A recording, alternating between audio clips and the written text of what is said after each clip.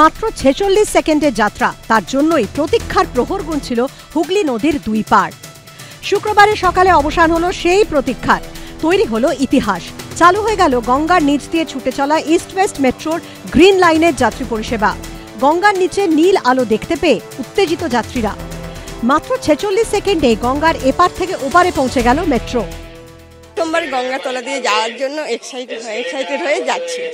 প্রথমবারই যাচ্ছি, মানে মেয়েকে ছাড়তে এসেছিলাম, তাই দেখলাম খুলে গেছে মেট্রো, তাই বললাম একবার ঘুরেই আসি। বলতে মেট্রো ছেড়ে দিয়েছে, বলতে মেট্রো ছেড়ে দিয়েছে। একেবারে উচ্ছ্বাসে ফেটে পড়েছেন সাধারণ দর্শক, সাধারণ যাত্রী, এবং তার মধ্যে গান বাজানো হচ্ছে। সবটা মিলিয়ে একেবারে মেট্রোর মধ্যে উৎসবের আবহ। আর এভাবেই গঙ্গার নিচে যাওয়ার জন্য প্রথম কমার্শিয়াল রান শুরু করলো কলকাতা মেট্রো। ইতিহাসের সাক্ষী হলেন বিশিষ্ট জনেরাও। সফর হয়ে উঠল সুরেলা। ফিরে গেছে কত বোবা টানেলের গলা চিরে আলো, ইচ্ছেরা ছুটে চলে।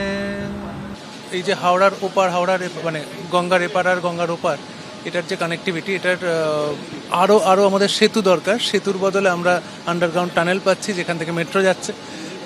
সেটা ভীষণ দরকার। এসপ্ল্যানেড থেকে হাওড়া ময়দান পর্যন্ত ৪.৮ কিলোমিটার রুটে মোট ৪টি স্টেশন রয়েছে: এসপ্ল্যানেড, মহাকরণ, হাওড়া এবং হাওড়া ময়দান। মহাকরণ স্টেশনের পরই গঙ্গাগর্ভে ঢুকছে মেট্রোর টানেল। গ্রিন লাইনের এই মেট্রো রুটে জলের ৩২ মিটার নিচ দিয়ে গন্তব্যে পৌঁছবেন যাত্রীরা। গঙ্গার নিচের টানেলের দৈর্ঘ্য ৫২০ মিটার। কলকাতার এই মেট্রো সেকশনের জন্য মানুষ এতদিন ধরে অপেক্ষা করেছিলেন। আজকেই সেই দিন এসে গেছে কলকাতাবাসীর জন্য, যেখানে হাওড়া স্টেশনে নেমেই মানুষ ভাবতে পারবে হ্যাঁ মেট্রোটা তো আছে। মেট্রো ধরে সে এসপ্ল্যানেডে চলে আসলে এসপ্ল্যানেড থেকে এবার তার পুরনো লাইনে কানেক্টিভিটি চলে আসছে।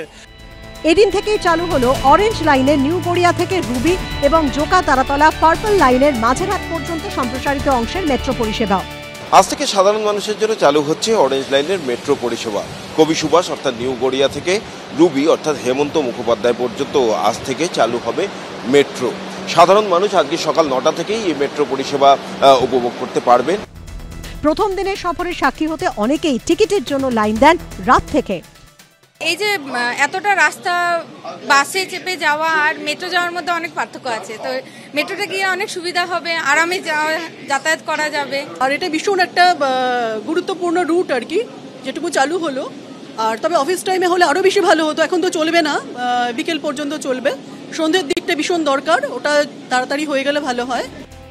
হাওড়া এবং এসপ্ল্যানেড থেকে প্রথম মেট্রো ছাড়বে সকাল ৭টায়, শেষ মেট্রো ছাড়বে রাত ৯:৪৫।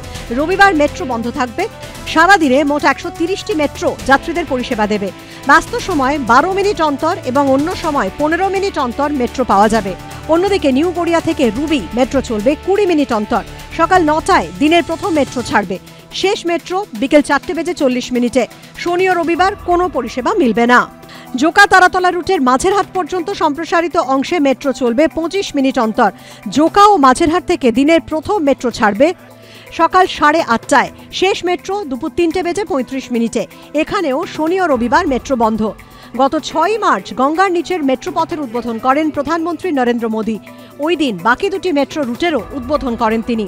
অরিত্রিক ভট্টাচার্য, ব্রতদীপ ভট্টাচার্যের রিপোর্ট, এবিপি আনন্দ, কলকাতা।